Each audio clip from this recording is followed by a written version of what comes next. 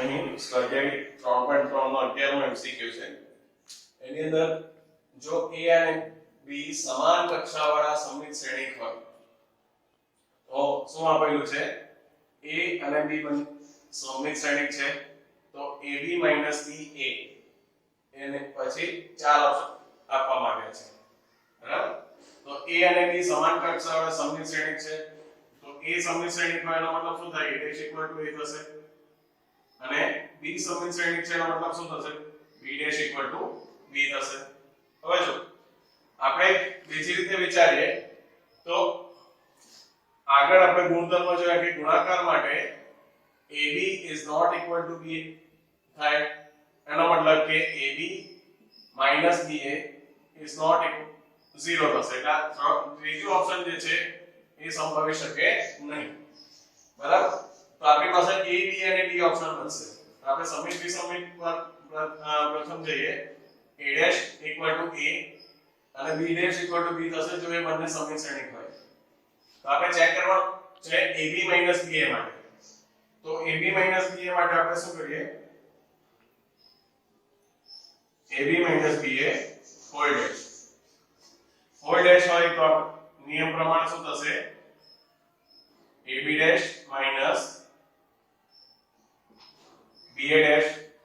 કારણ a + b whole dash = a' +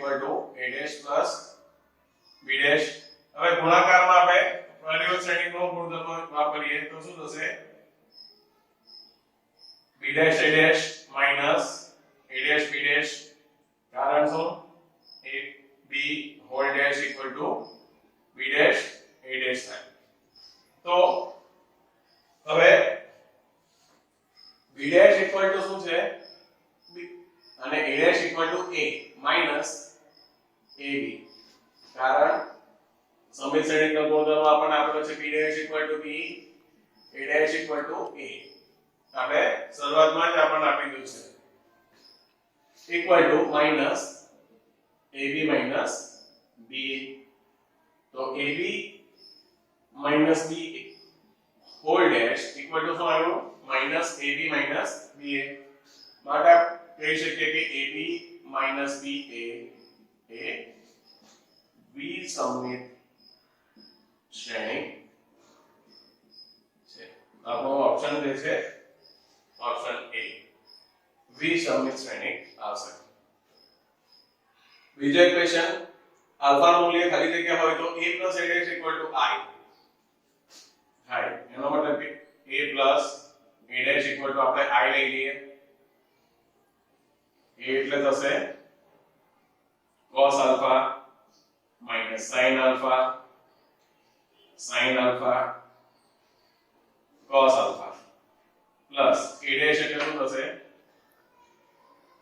તો હારને સ્તંભના સ્વરૂપમાં લખીએ cos alpha minus sin alpha sin alpha cos alpha equal to 1 0 0 1. અહીં સરવાળો cos alpha plus cos alpha 2 cos alpha minus sin alpha plus sin alpha 0 sin alpha minus sin alpha 0 cos alpha plus cos alpha 2 cos alpha equal to 1 0 0 1. એનો મતલબ cos 2 cos alpha equal to 1. તો શું થશે? cos alpha equal to 1/2. cos alpha 1/2 કિંમત જે છે એ cos 60 ની કિંમત આવશે. એના પરથી આપણે કહી શકીએ કે cos alpha equal to cos pi/3. આપણા ઓપ્શન પરથી જવાબ લઈએ તો alpha equal to શું આવશે? pi/3. હવે નવો ટોપિક જે છે શ્રેણિક ના અંદર તમે હાર અથવા સ્તંભની અંદર અલગ અલગ પ્રક્રિયા કેવી રીતે થશે? આપણે આગળ જોયું કે માની લો કે કોઈ શ્રેણિક છે એને કોઈ શૂન્યતર સંખ્યા વડે ગુણો તો તમારે શ્રેણિકના દરેક ઘટકને શૂન્યતર સંખ્યા વડે ગુણવું પડે. બરાબર?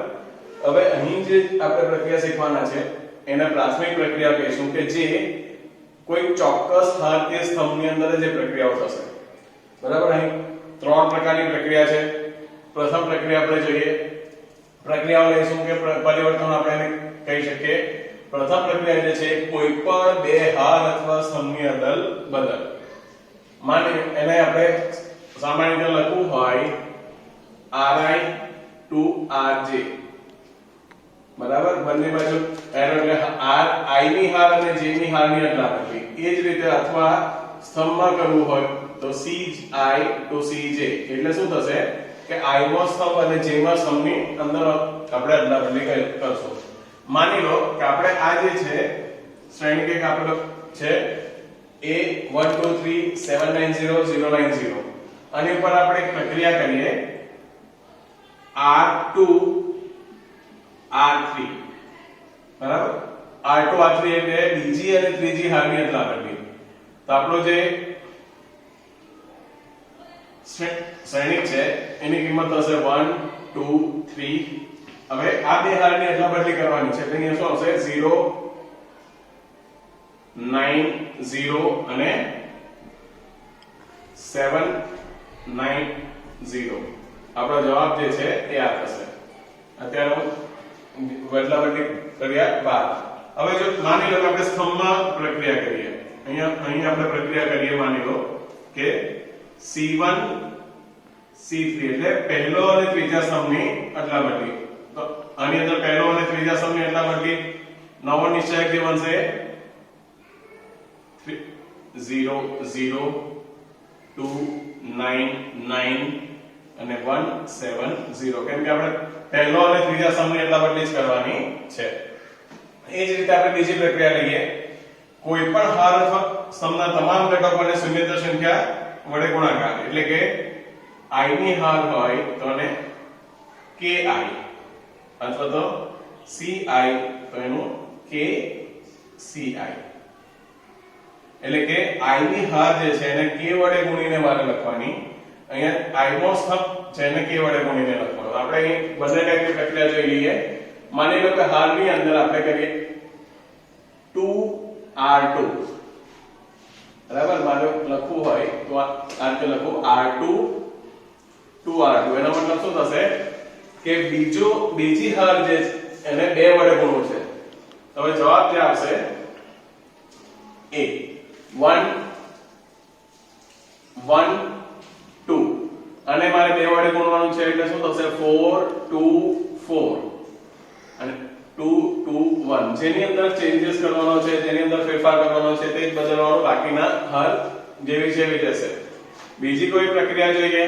એની અંદર આપણે લઈએ C1 3C1, એટલે કે પ્રથમ સ્તંભને મારે 3 વડે ગુણવાનો. તો નવો નિશ્ચયક શું બનશે 3 6 6 1 1 2 અને 2 2 1. તો આ રીતે તમે શૂન્યતર સંખ્યા વડે અનુરૂપ હાર કે સ્તંભની અંદર ગુણાકાર કરી શકો. ત્રીજી છે એની અંદર શું કોઈ પણ હાર કે સ્તંભના ઘટકોમાં બીજા કોઈ હાર અને કે સ્તંભના અનુરૂપ ઘટકોને શૂન્યતર સંખ્યા વડે ગુણી ઉમેરતા. એનું જનરલ સ્વરૂપ આવશે ri plus a rj, અને સમ લેવો હોય તો ci plus kcj, બરાબર. સ્વરૂપ આપણે લખીએ એટલે વધારે કરવું પડશે. એક પ્રક્રિયા આપણે હારમાં કરીએ. હારની અંદર માન લો કે હું પ્રક્રિયા કરું બીજી હારમાં r2 plus 2r1. એનો મતલબ એવો થશે કે મારે પ્રથમ હારને 2 વડે ગુણી બીજી હારમાં ઉમેરવું. પ્રથમ હારને 2 વડે ગુણી બીજી હારમાં ઉમેરવું, બરાબર. આપણો જે નવો શ્રેણિક બનશે તો અહીંયા હાર બદલાશે નહીં, એ તો જેવી જેવી રહેશે 1 2 -3. પણ આ જે હાર છે બીજી હારમાં એને 2 વડે ગુણવાનું, પ્રથમ હાર એને ઉમેરી દઈશું. એટલે પ્રક્રિયા જે છે પહેલો ઘટક શું હતો -1, તો એમાં આપણે આને 2 વડે ગુણીને ઉમેરશું એટલે +2 * 1. એ જ રીતે 2 + 2 * 2 અને 3 + 2 * -3. ત્રીજી હાર જેવી છે એવી રહેશે 1 -2 3. આનો છેલ્લો જવાબ શું આવશે 1 2 -3 2 minus 1 એટલે 1, 4 ને 2 6, minus 6 plus 3 એટલે minus 3, 1 minus 2 3. તો આ રીતે આપણે પ્રક્રિયાઓ કરી શકીએ. એ જ પ્રમાણે સમમાં પણ આપણે પ્રક્રિયાઓ કરી શકીએ. નવો અને ખૂબ જ અગત્યનો ટોપિક વ્યસ્ત સંપન્ન શ્રેણિક અથવા આપણે એને વ્યસ્ત શ્રેણિક કહીશું. તો વ્યસ્ત શ્રેણિક એટલે શું કે કોઈ ચોરસ શ્રેણિક A ને અનુરૂપ એટલે કે આપણી પાસે ચોરસ શ્રેણિક હોવો જોઈએ. એને અનુરૂપ આપણને બીજો શ્રેણિક B એવો મળે કે જેથી AB એટલે કે બંનેનો ગુણાકાર પહેલા તો સંભવી શકવો જોઈએ અને BA AB BA થાય, બંને સમાન થાય અને એ બંનેનો ગુણાકાર જે છે એકમ શ્રેણિક થાય. બરાબર? તો B જે છે એને A નો વ્યસ્ત શ્રેણિક કહેવાય, જેને આપણે A ઇન્વર્સ વડે દર્શાવશું. તો એને આપણે A ઇન્વર્સ વડે દર્શાવશું. B ને શું કહીશું? A નો વ્યસ્ત શ્રેણિક. બરાબર? જો આપણે સાદી રીતે સમજીએ તો આપણે કોઈ સંખ્યા 5 છે તો એનો ગુણાકાર 1/5 વડે કરીએ તો જવાબ શું આવે? 1. તો 5 જે છે એને એક પંચમાંશ જે છે એને 5 ની વ્યસ્ત સંખ્યા કહીએ. એ જ બે શ્રેણિકનો ગુણાકાર જો એકમ શ્રેણિક આવતો હોય તો આ જે શ્રેણિક છે એને પ્રથમ શ્રેણિકનો વ્યસ્ત શ્રેણિક કહીએ અથવા તો A ને B નો વ્યસ્ત શ્રેણિક કહી શકાય. બરાબર? અહીં આપણે આવું પણ લખી શકીએ કે A B inverse.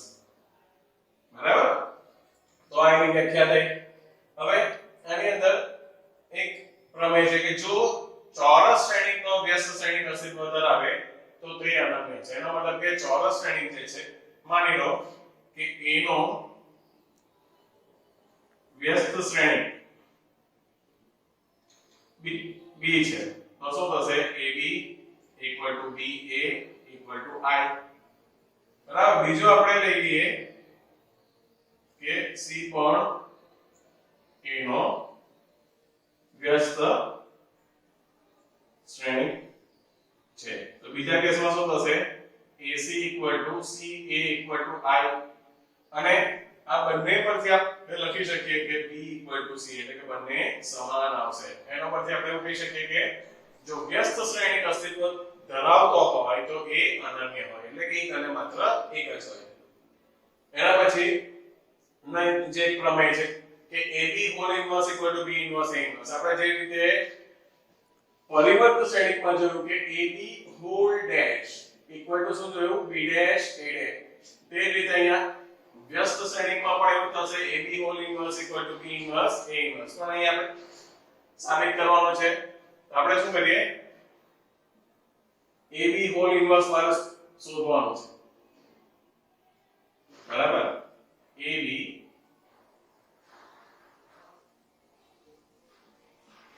whole inverse મારે શોધવાનું છે. બરાબર?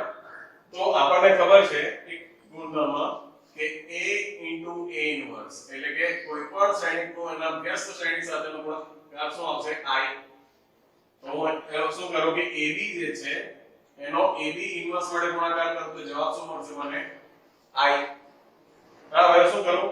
બંને બાજુ A ઇન્વર્સ વડે ગુણી કાઢીએ તો A ઇન્વર્સ *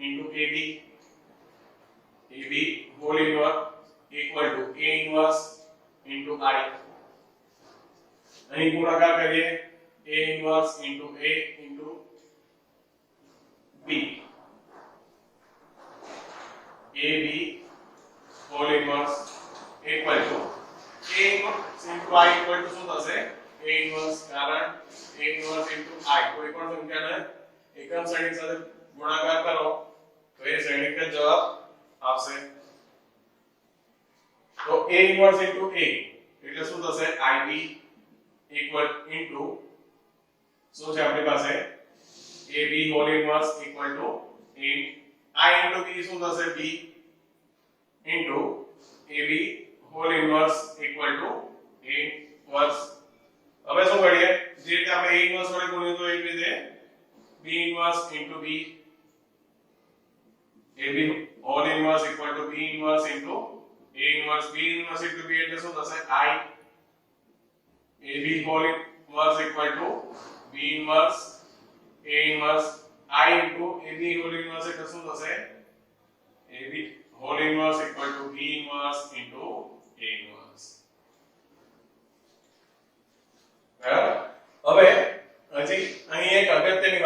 એ છે કે આપણે મેં એક વસ્તુ તમને કહી દીધું કે b જે છે એ a નો વ્યસ્ત શ્રેણીક હોય તો a જે છે b નો વ્યસ્ત શ્રેણીક થશે.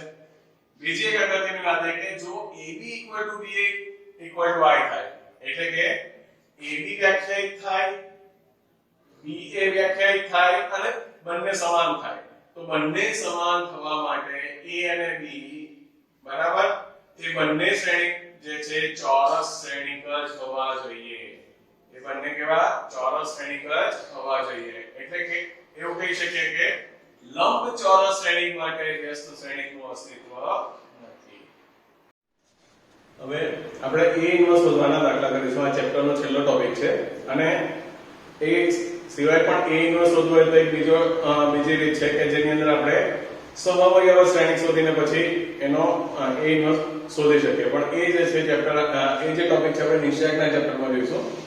અહીં જે આપણે છે કે આપણે જે પ્રાથમિક પ્રક્રિયાઓ જોઈ એ પ્રાથમિક પ્રક્રિયાનો ઉપયોગ કરીને a ઇન્વર્સ શોધવાનો. હવે આપણે જે પ્રક્રિયાઓ જોઈ પ્રાથમિક પ્રક્રિયાઓ એ પ્રક્રિયાઓ મેં તમને કીધું કે ક્યાં તો એ હાલમાં કરી શકો અથવા સ્તંભમાં કરી શકો, કોઈ પણ રીતે તમે પ્રક્રિયા કરી શકો. પરંતુ જ્યારે a ઇન્વર્સ શોધવાની વાત આવે તો આપણે જે પ્રક્રિયાઓ કરશું એ તો ક્યાં તો બધી હાલમાં જ પ્રક્રિયાઓ કરશું અથવા તો બધે સ્તંભમાં જ પ્રક્રિયાઓ કરશું. કોઈ પણ એક મેથડથી આપણે ચાલશું, હાલમાં પ્રક્રિયાઓ કરી શકો એ જ રીતે તમે સ્તંભમાં પ્રક્રિયાઓ કરીને પણ a ઇન્વર્સ શોધી શકો. આપણે અહીં હાલમાં પ્રક્રિયાઓ કરીને a ઇન્વર્સ શોધીશું. હવે એક શ્રેણીક આપ્યો છે 2/2 શ્રેણીક આપ્યો છે તો 2/2 શ્રેણીકને આપણે a ઇન્વર્સ શોધવાનો છે. હવે આપણને ખબર છે કે a જે છે = i * a લખાય કેમ કે i * a એટલે a જ થશે. હવે a ની જગ્યાએ હું શ્રેણીક લખી દેવું જે આપણને આપ્યો છે 1 2 2 -1 = i શું થશે 1 0 1 into a. તો a ઇન્વર્સ શોધવા માટે આપણે સૌપ્રથમ જો જમણી બાજુ જોતું જવાનું, આપણે એકમ શ્રેણીક લાવવાનો છે. અહીં જો પ્રથમ ઘટક 1 તો અહીં પ્રથમ ઘટક 1 છે તો પ્રથમ ઘટકમાં કોઈ પણ ફેરફાર નહીં થાય. તો આપણે શું કરવાનું હવે એક જે છે એની નીચેનો ઘટક જે છે 2 ની જગ્યાએ શું આવવું જોઈએ 0 આવવું જોઈએ. તો હું પ્રક્રિયા શું કરીશ કે બીજી હાર જે છે એમાં પ્રથમ હારને -2 ગુણીને બીજી હારમાં ઉમેરીએ એટલે કે આને -2 વડે ગુણીએ એટલે -2 અને આમાં ઉમેરી દઈએ એટલે ઘટક શું થઈ જશે 0. પ્રક્રિયા કરી શું થશે 1 2. હવે આ 2 છે એમાં -2 વડે ગુણીને બીજી હાર ઉમેરીએ તે જ રીતે -1. હવે અહીં શું છે -2 * 2 એટલે કે પ્રથમ હાર -2 વડે ગુણીને બીજી હારમાં ઉમેરી દો. જે પ્રક્રિયા આપણે ડાબી બાજુ કરશું એ જ સેમ પ્રક્રિયા આપણે જમણી બાજુ કરવાની છે. = 1 0. અહીં તો શું થશે 0 - 2 * 1 અહીં થશે 1 - 2 * 0 * a. અહીં પ્રક્રિયાનો આન્સર આવશે અહીં આવશે -1 - 4 એટલે -5 = 1 0. અહીં શું આવશે -2 1 into a. હવે આ જવાબ આવી ગયો 1 આવી ગયો 0 આવી ગયો 1 આવી ગયો 0 છે બરાબર. હવે મારે શું લાવવાનું અહીં બનાવવું જોઈએ જે અહીં કેટલું છે -5. તો પ્રક્રિયા શું કરીશ કે બીજી હાર જે છે એને -1/5 એટલે કે શૂન્યતર સંખ્યા -1/5 વડે આપણે ગુણી કાઢીએ. બીજી હારે ગુણીએ એટલે શું આવશે 1 થઈ જશે. પ્રક્રિયા કરી ફક્ત બીજી હારે ગુણવાનું છે 1 2 0 અહીં શું આવશે -5/5 = જમણી બાજુ પણ સેમ જ પ્રક્રિયા કરવાની છે 1 0 અહીં શું આવશે -2/5 અને 1/5 into a. તો અહીં જવાબ આવશે 1 2 0 1 = અહીં શું થશે 0 અહીં થશે 2/5 અને અહીં થશે 1/5 into a. હવે જો આપણે સરખાવીએ તો 1 આવી ગયું 0 આવી ગયું 1 આવી ગયું. હવે આ ભાગ જે છે મારે 0 બનાવવાનો છે. તો આપણે પ્રક્રિયા શું કરશું બધા જ જે આપણે હારની અંદર પ્રક્રિયા કરશું જે પણ a ઇન્વર્સ વાળા દાખલા છે એ હારની અંદરના પ્રક્રિયામાં તમે જો આ જે નીચેનો જે ટ્રાયેંગલ છે પહેલા એને સેટ કરી દેવાનો એ સેટ કરી દો પછી આપણે ઉપરના બધા ઘટકો જે છે 0 બનશે પછી 2/2 શ્રેણિક હોય કે 3/2 શ્રેણિક હોય હવે આને 0 બનાવવું છે તો આપણે પ્રક્રિયા શું કરશું પ્રથમ હાર જે છે એની અંદર બીજી હારને 2 વડે -2 વડે ગુણીને આપણે પ્રથમ હારમાં ઉમેરીશું એટલે -2 +2 એટલે શું થઈ જશે 0 અહીં થશે 1 2 into 0 2 2 into 1 અહીં આવશે 0 1 equal to 1 2 into 2/5 અહીં આવશે 0 2 into -1/5 અહીં આવશે 2/5 -1/5 into 8 અહીં જવાબ આવશે 1 0 0 1 equal to અહીં 5 માંથી 4 એટલે 1/5 અહીં માઈનસ માઈનસ પ્લસ 2/5